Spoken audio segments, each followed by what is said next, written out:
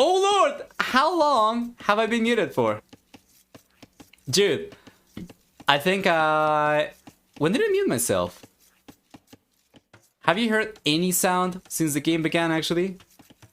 Let's go for it again. 30 seconds or so? What is the last thing that I said?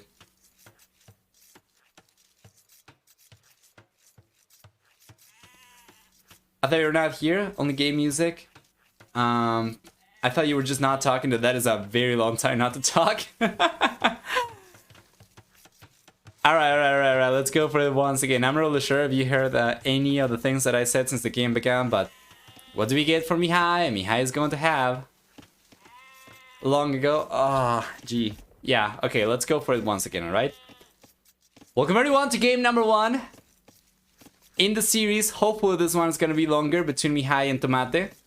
We're going to see Mihai playing down south in the blue color and Tomate playing up in the north in the red color quite fittingly. The red player color over here for this player's username, right? And for civilizations, Mihai is playing with Gujaras, which means that he is going to begin with 2 extra berry bushes underneath the TC. He's going to have the ability to garrison herdables inside the mail as well. And I was wondering how many herdables they had in this map. And it seems like it's going to be all 8 because he already had 6 in and he had just spotted the 2 ship on the right hand side when I noticed. And then on top of that, the Gujaras will also get 10, actually 20, 30, and 40% extra bonus damage from mounted units in the Feeble Castle and Imperial Ages. While for the team bonus, they have 25% faster training. Elephant and Camel type units. Up in the north, Tomate playing with Mongols will benefit from 40% faster working hunters, and he's been taking advantage of that already, pushing the Ibex towards the TC. He's going to benefit from 30% extra HP on light cavalry hussar and step lancer line units, as well as 25% faster attacking cavalry archer type units. While for the team bonus, well, Tomate with Mongols will get 2 extra line of sight as well, so scouting is going to be top notch.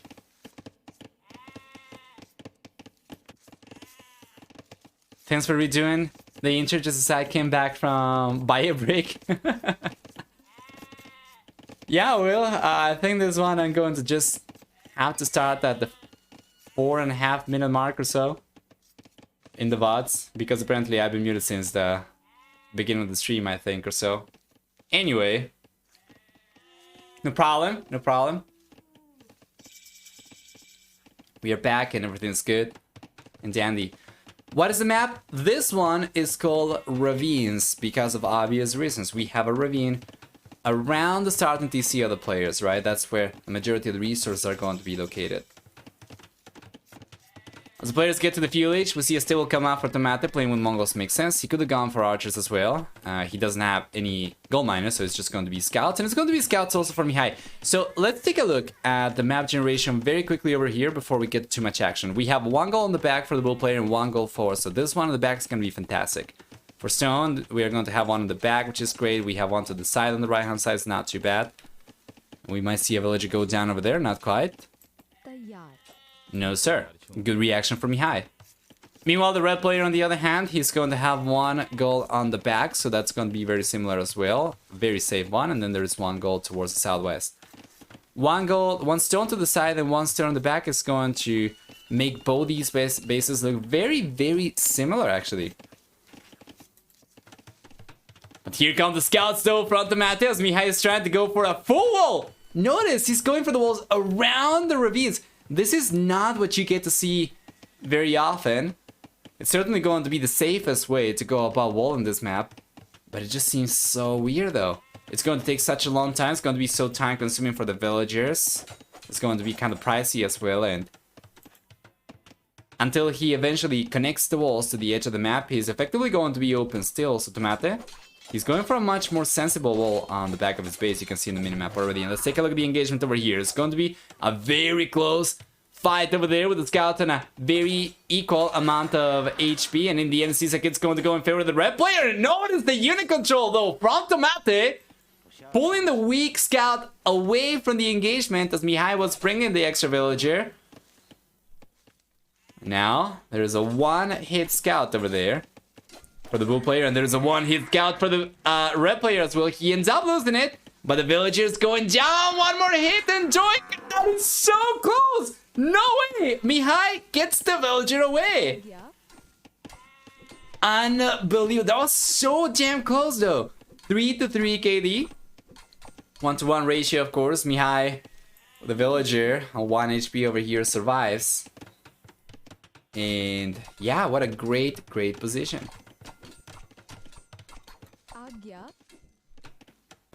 Tata will have a field day on this map. We have seen Tatas actually picked very often on this one. You know what? I'm going to take a look at the map stats really quickly to see which civilizations have been the most popular over here. Mongols we saw quite a lot, I remember. And let me check. For ravines, the 5 most popular civilizations are Mongols. Actually, they have been picked 12.4 times as frequently as the base civilizations. We have Franks, which are picked significantly higher as well. Significantly more often, rather, at 7.4x. And then Tatars are coming in third, actually.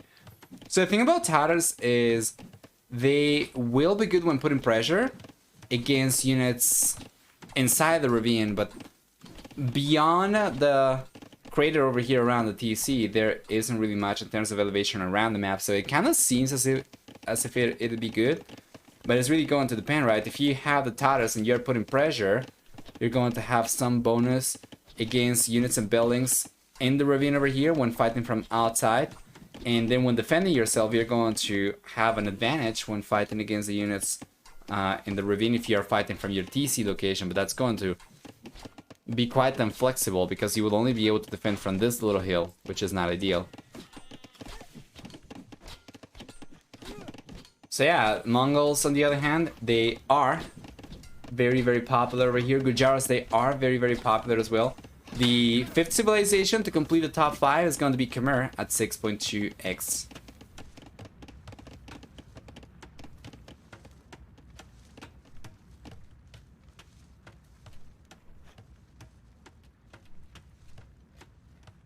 Add some elevator music with text, waiting for streamer to unmute himself.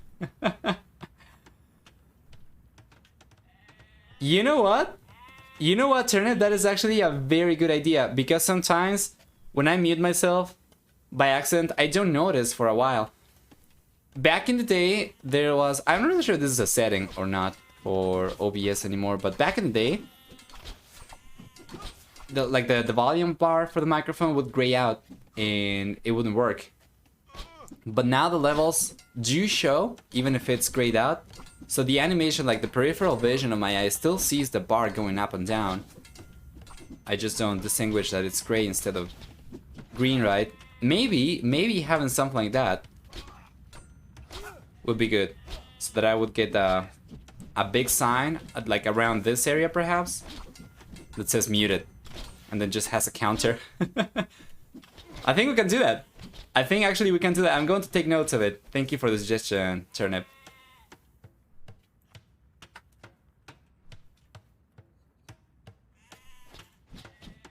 I'm just taking notes of it.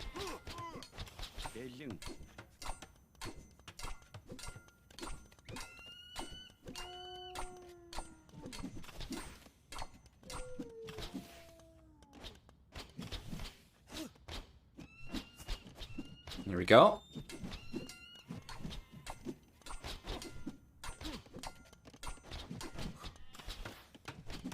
Tomate has been the one putting the most pressure so far. He's been unable to achieve much of anything, just a few skirmishers, archers over here, unable to breach through the walls. And while Mihai doesn't now lose in a few units trying to defend himself, he's going to be the first player to click out to the castle each while Tomate is not lagging too far behind. He's only going up about 25 seconds later, which is going to be worth about 1 villager, right? So it makes sense that Tomate is 1 worker ahead when going up. However, if you take a look at the amount of idle TC time, the extra villager Tomate is going up with is not because of going up 25 seconds later. He actually is going up on about 4 villagers worth of an advantage because he's researched wheelbarrow. Actually, sorry, he's going up on On a 2 villager deficit rather, the red player, because Mihai has researched wheelbarrow and Tomate has gotten a lot of extra idle TC time compared to Mihai. So that is very interesting. And the blue player should have a stronger economy by the time Tomate gets up to the Castle Age himself. Mihai is already going to catch up in work account, and he will.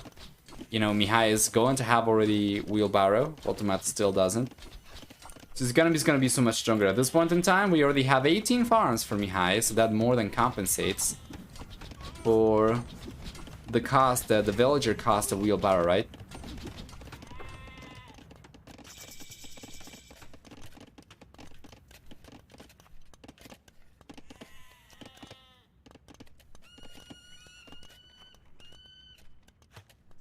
There we go.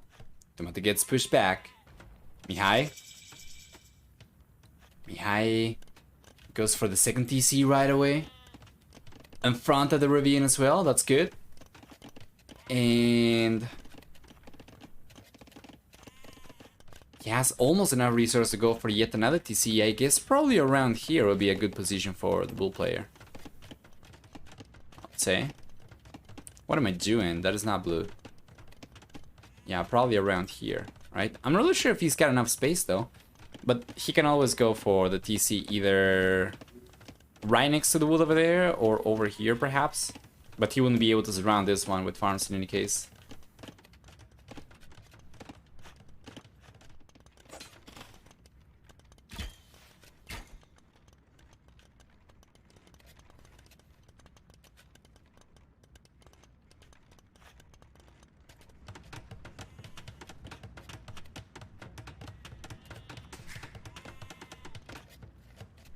There we go.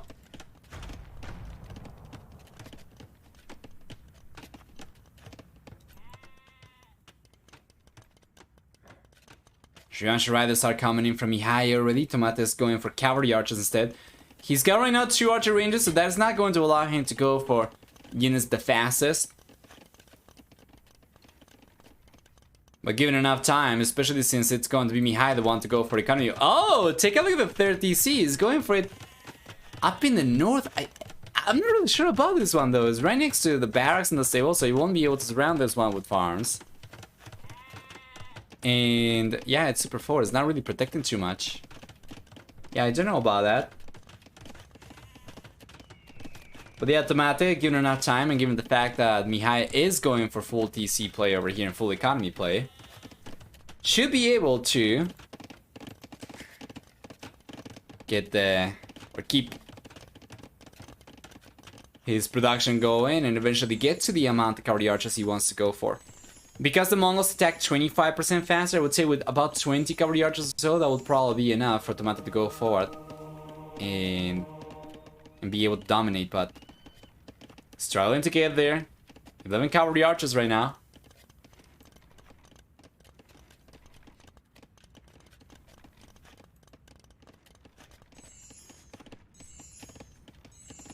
Hey, wasn't Mihai that raided today? Or did he raid yesterday? I remember that he raided. No, today we had a raid from Salet. I think Mihai might have raided yesterday. Or 2 days ago, somewhere along these lines. Well, not yesterday, 2 days ago rather.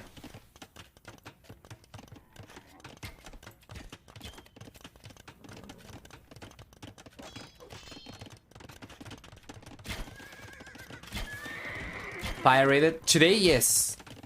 I was wondering when it was that Mihai raided. But it was not today, no. Just wondering because many of his viewers might be interested in the series, of course. Although I would imagine many of his viewers probably already saw the set live. We'll see.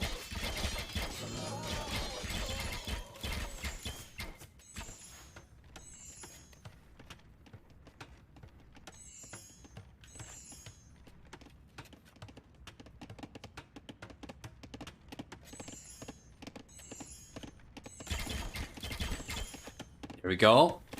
We are getting to the amount of cavalry archers he needs. Man, the faster attacking bonus is so effective for Tomate. Check this out. He's getting so many combos down over here. He's gotta get out of there though. He's run out of a meat shield.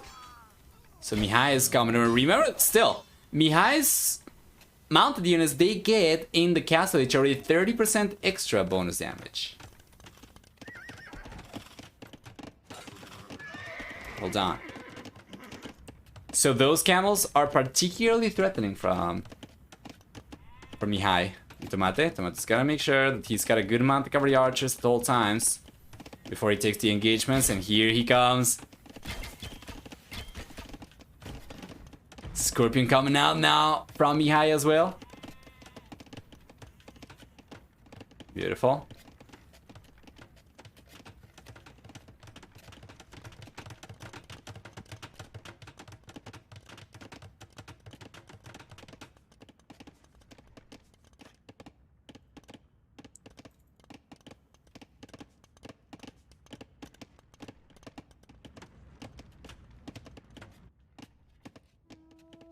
There we are.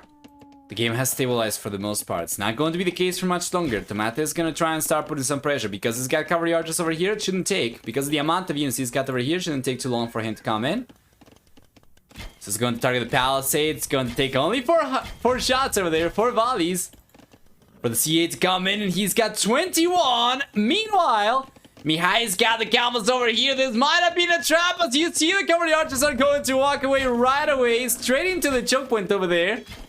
It's going to favor, of course, Tomate quite a lot until Mihai eventually cleans up or destroys the buildings over there. So let's take a look at the engagement over there. That is a lot of cavalry archers completely trapped over here. They will go down to the camels in the end. A lot of camels did go down over there, probably unnecessarily. For Mihai and the engagement, it's going to leave us with a fairly even KD still. I mean, Mihai is better. Looking about 5-4, a little bit higher than that. Right now, not anymore. But it's not particularly one-sided in favor of anyone. Now, Mihai, because he has managed to keep a pretty decent KD over here, despite the fact that he was the first player to go for extra TCs, now does find himself ahead in working count and military count. And he's got the camels, and he's got the Shrivansha Riders, and he's coming forward with the Scorpion even. Trying to deny the castle over here. The blue player should have the pieces of the puzzle that he needs to effectively deny the fortification from coming up, and it seems like that's going to be indeed the case. And it's not only that, but he's got the raids going on as well. The one Shrivansha Rider on the right hand side, the two Shrivansha Rider actually from the bull player have taken so far 11 villagers. My lord, and the castle gets denied, and Mihai is looking so much stronger right now in game number 1. The bull player is definitely the one on the lead, as Dowd remains smiling here upon the Dowd castle. The red player is struggling big time to keep on putting any pressure, especially with the Shrivansha Riders coming now. That's going to be so effective against cavalry archers, so long as, yeah, the red player is unable to make use of the mobility of his units. Mihai goes on then to take game number 1 as Tomate calls GG. 1-0 in favor of Mihai. Well done. Let's go and take a look at the achievements before jumping into game number 2. For this one, we'll see.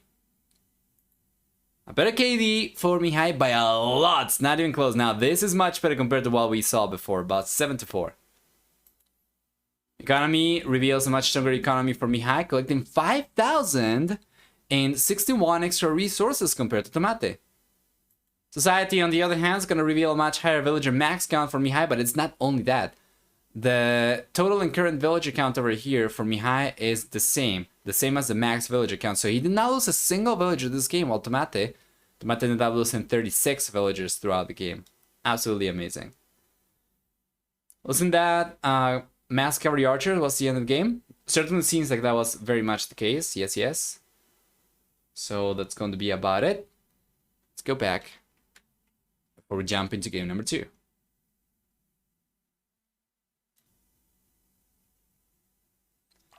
And we are in the next game of the set. Once again, Houseboat for game number 2. It's going to be the venue on which these players will battle it out. See who gets second point in the series, right? As Mihai is playing with melee on the left-hand side, the bull player is going to get. 30 and 40% cheaper battle elephant line units in the castle and Imperial Ages. Besides that, we also see for the Malay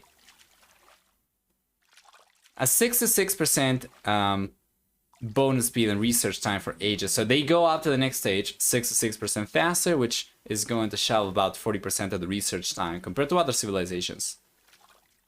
Besides that, Malay also get 33% cheaper fish traps to trade. Actually, they get 300% additional food.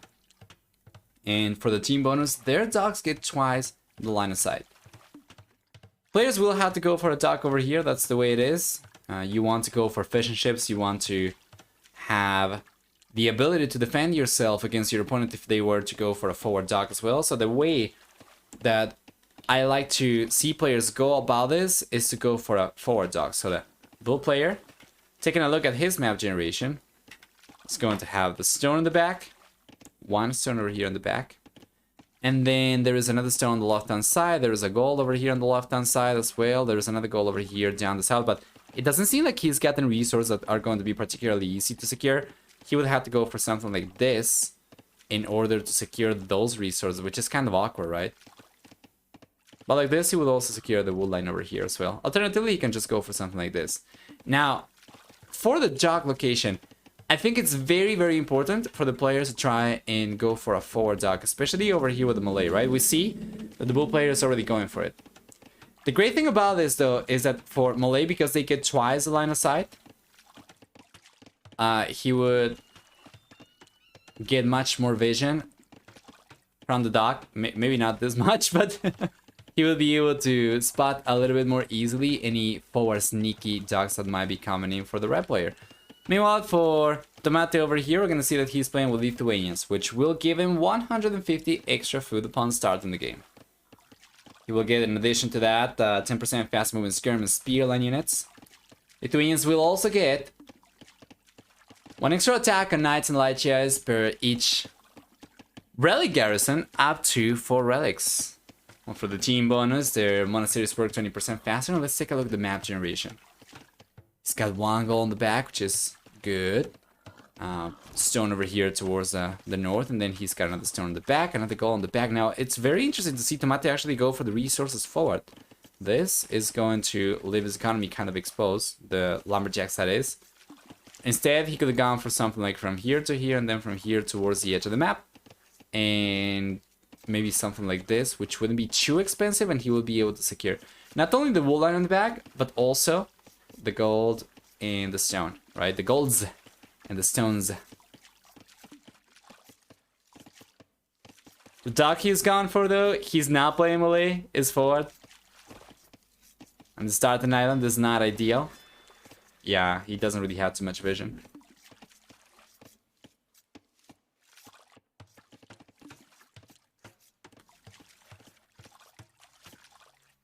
Notice that Tomate is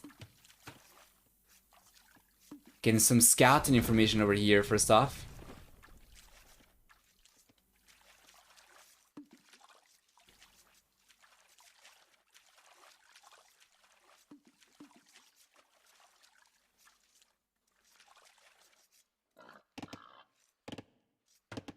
There we go.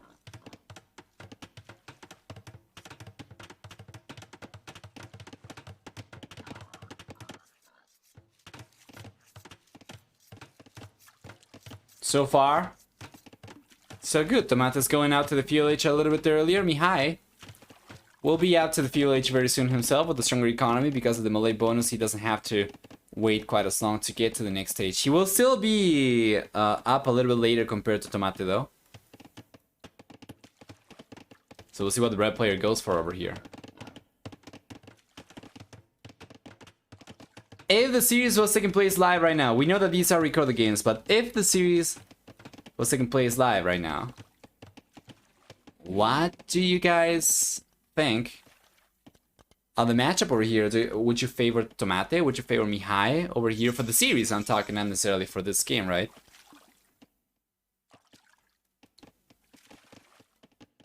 Mihai has certainly caught my eye in the past. And by the way, beautiful sneaky duck over here from Tomate. We take a look. Mihai is already aware of it. It's gotta wait, right, until it gets to the fuel HM Meanwhile, Tomate already has the Fire Galley on the way. So yeah, Mihai has actually caught my eye already in the past because of his very strong gameplay, especially with full aggression. Mihai, because I booked the coaching from him.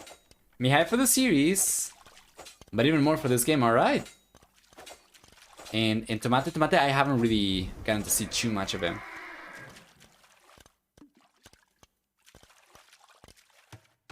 Wow, 2K4. Very nice. Rank 38 on the leaderboard. Tomate.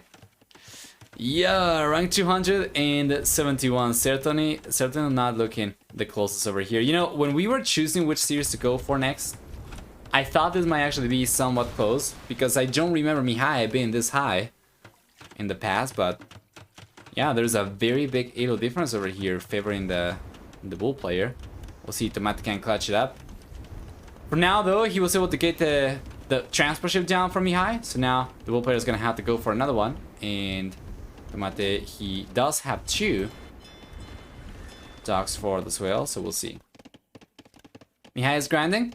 He is. I wouldn't be surprised if he had gone up in elo by quite a lot in the span of a couple months. I'm actually going to take a look at AoE Zone really quickly. Not AoE Zone, sorry, AO2.net really quickly, now that it's back online, courtesy of the people of Capture Age, which is amazing to see. And let me check.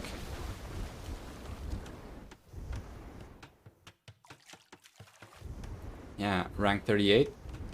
So he has actually gone up in elo quite a bit in the last few months, from 2K2 to 2K4. Actually, he's gotten past 2K5 at one point, and it's fantastic to see. Tomate, on the other hand, is going to struggle big time.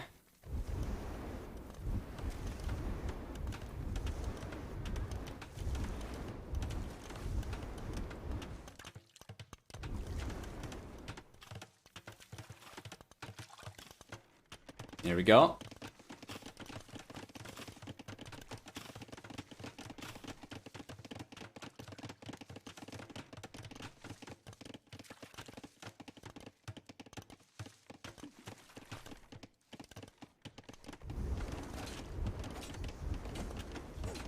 So far, Tomate's been able to keep his aggression up. He's got extra fire galleys compared to the bull player. He's got a 3rd dog. We had 2 dogs only for Mihai. And you know what? The bull player might be looking ahead in terms of economy right now with about 3 extra workers compared to Tomate, but he's going to struggle big time. Tomate plays his cards right over here. Should be able to come out on top. He's got a demolition route coming out over there. Mihai's gotta be careful. Shot connects. Fire Galley goes down in the end. Seems kind of wasteful from the demo over there for Tomate. And Mihai's actually surviving really well, despite the fact that he is potentially being outproduced. He's actually being able to stay pretty competitive over here. He's got a 3rd dock on the way himself too.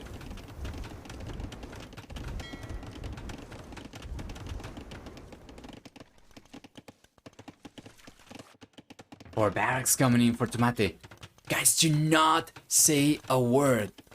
The villagers are in stealth mode. Take a look at the point of view of Mihai. Oh, never mind. You can say anything you want. It's completely visible. It's not sneaky at all. The archer range is going out. Now that one is going to be beyond the line of sight of Mr. Mihai. But he's already expecting to have some sort of land aggression coming up his way, right? He's got a defensive tower already up behind the... Oh no! Tomate went for a trade cog instead of a demo raft. Rip. But yeah, he already has a defensive tower behind the docks over here, so both players looking alright. Yeah, no sneakiness over there. Mihai's jock is going to be all-seeing. The all-seeing eye of Mihairon. Hey, Briglio. Hi, welcome. How's it going? I hope you're doing alright.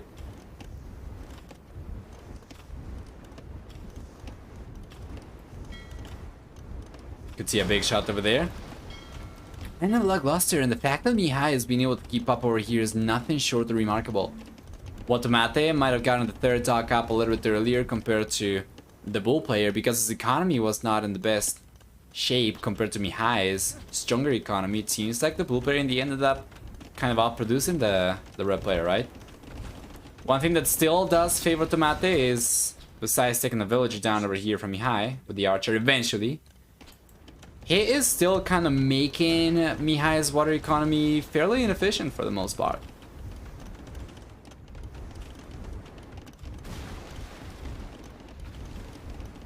There you go.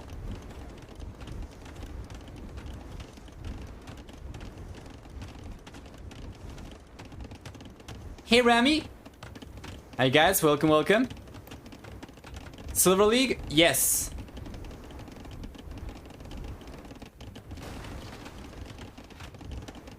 Round of 36 over here. Whoever wins this series moves on to the round of 18.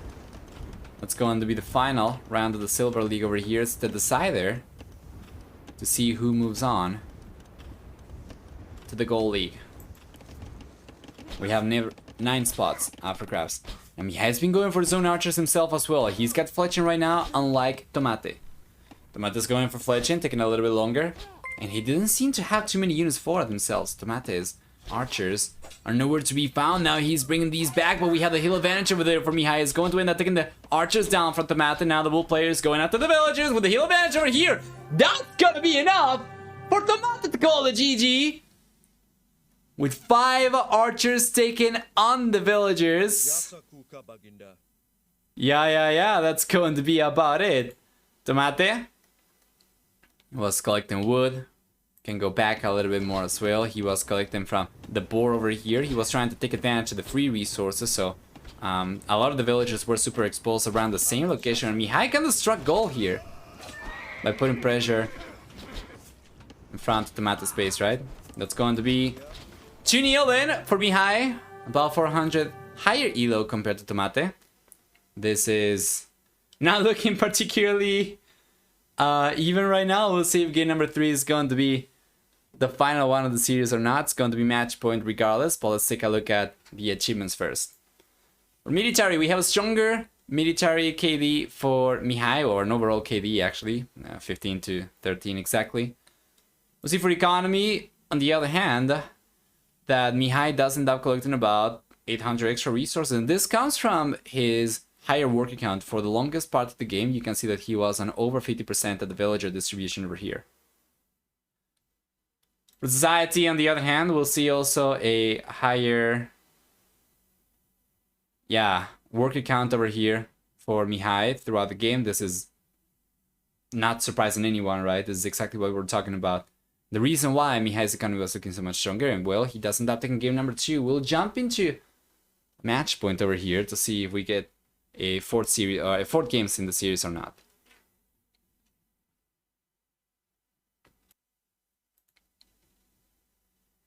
And here we go, guys. Welcome everyone to game number 3 match point between Mihai and Tomate.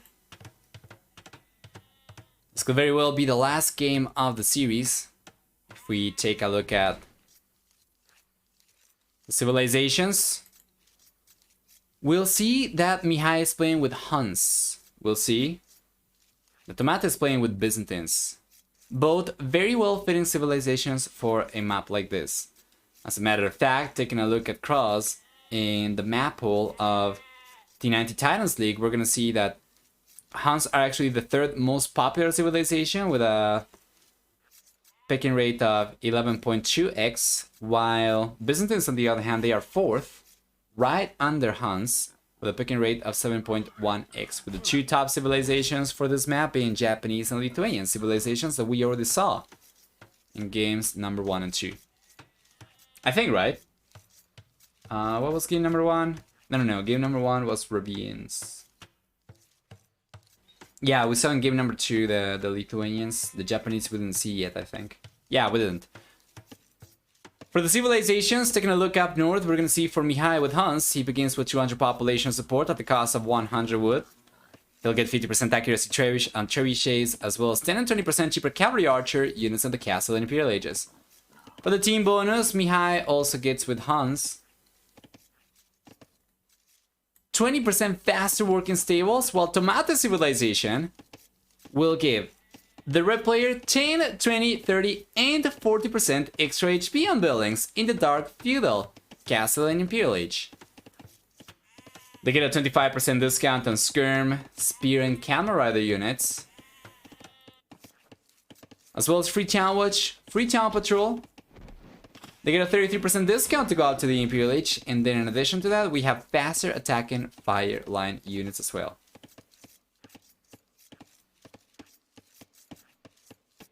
So anyway,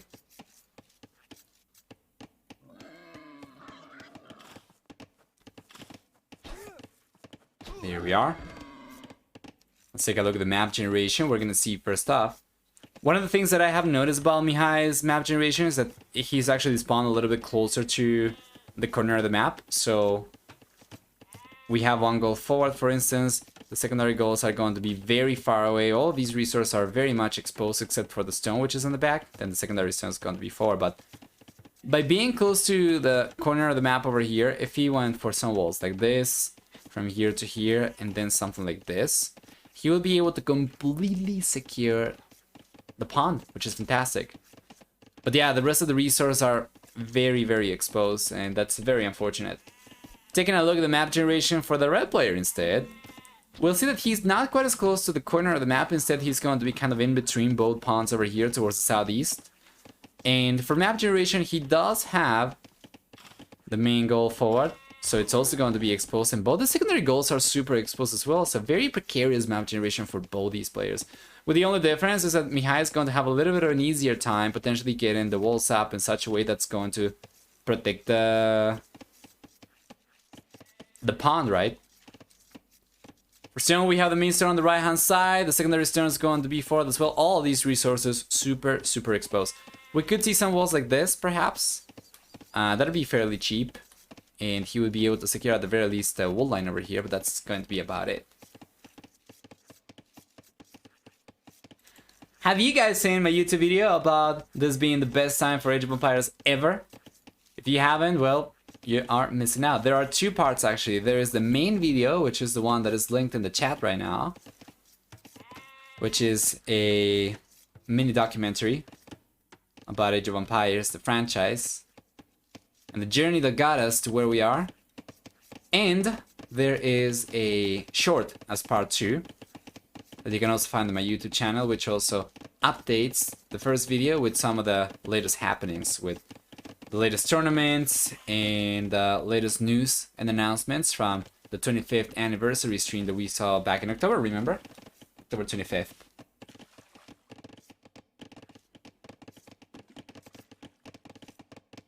Anyway, Village is on the way already for both these players.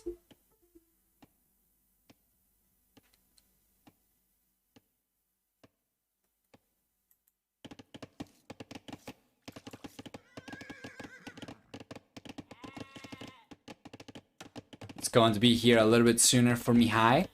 He's got already a barracks on the way.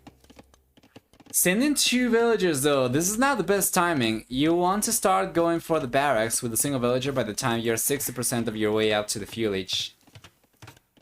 He's got 2 over here, but he's not getting the barracks up on time. So he's kind of delaying himself a little bit. Now Tomate's going up with a stronger economy though, about 3 extra workers, we'll see.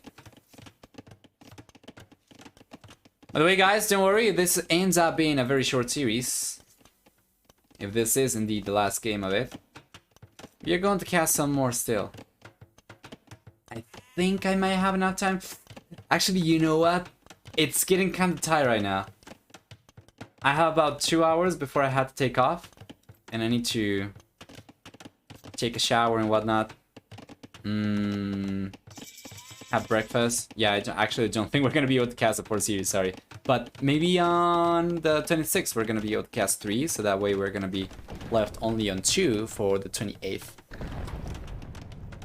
We're going to be in good shape to start casting on the 30th.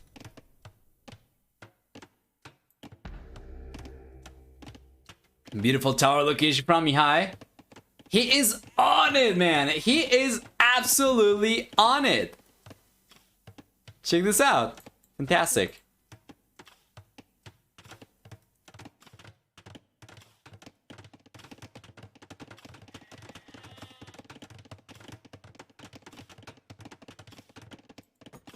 Pushing the villagers away from wood. We still have this one on the back though. And in the end, Tomate did go for the walls that I was suggesting, which means that he does have this completely secure wood line. However, he's not collecting from it though. Left pond. Yeah, we have a... Oh, nice villager pick over here. Actually, let's go back 30 seconds. Good catch. Villager completely exposed. Tomate send the villager over to the right-hand side. He was able to get the dock up already. Meanwhile, Mihai over here is getting picked up. Is that going to be better or worse than getting away with the tower over here? In my opinion, it's going to be better overall. Like, Mihai is still looking a little bit stronger over here, especially because Tomate, with the idle TC time, he does have. There we are. And then another villager going down from Tomate. Well, the first villager going down for the red player, but that's going to be the second villager that he falls behind by. Mihai is only behind in work account because of the fishing ships for Tomate. Otherwise, he would be ahead. But so far, Mihai has gotten the better trades overall. He's going to try and finish the dog though, and he will get away with it. And the scout is too weak right now, I think, to engage against the villager anymore. Let's check. Mihai, he's got to pay attention. The same dog, the same place where he lost a villager. Now he's fighting the scout off, and he's coming out on top though. One more hit and bow. Taking the horse down by punches. Mihai manages to get the dock up over there, so that's going to be 2 pawns for him. Meanwhile, Tomate does get a villager down for Mihai on the right-hand side, so it's been really rough for the bull player. Every time that he's tried to go for one dock and one of the extra pawns, he's taking losses, so that's going to be 2 villagers dead already for the bull player. Tomate, he'll be able to leverage his pawn control on the right-hand side. It's going to be 2 pawns he's got under his control. Meanwhile, Mihai, on the other hand, he's got only 1, and he's going for the second one, but we'll see. Oh, Mihai's going for a villager though, so that's going to be 2-2 eco KD. 1-to-1 ratio, very even for both these guys. Amazing stuff.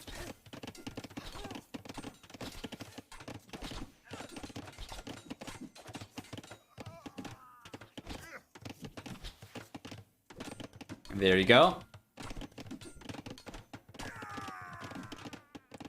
Beautiful.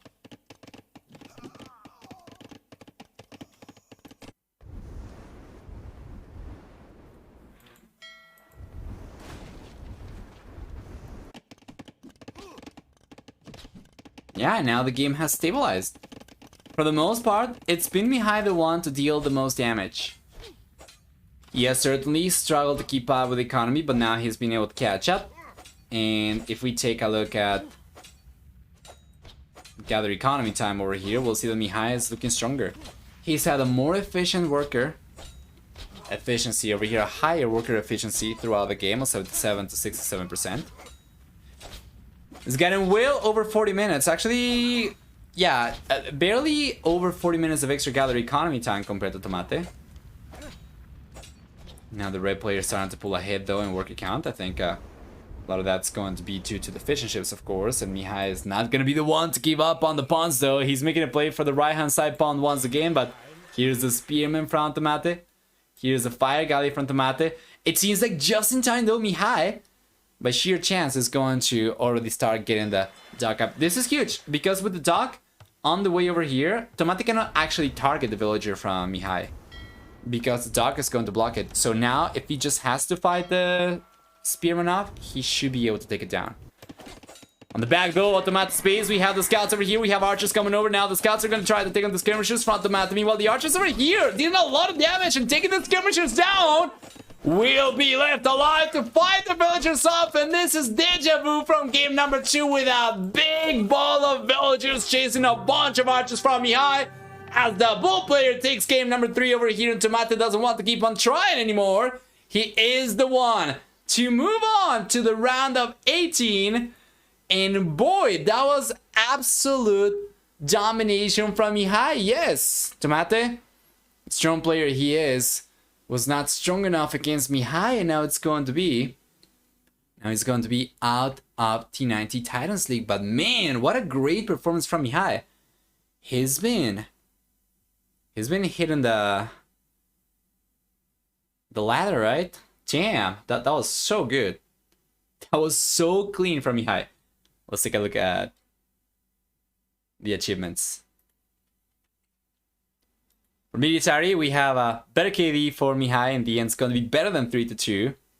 For economy, we're going to have a stronger economy for Mihai, collecting a few extra resources, about 700 extra resources, which was so good. Higher villager max count for Mihai. In the end, he ended up losing about 2 villagers compared to the 4 villagers Tomate lost. And of course, Mihai was going to get so many extra villagers down. Eventually, right? Tomate was completely exposed in the wood line. Well played.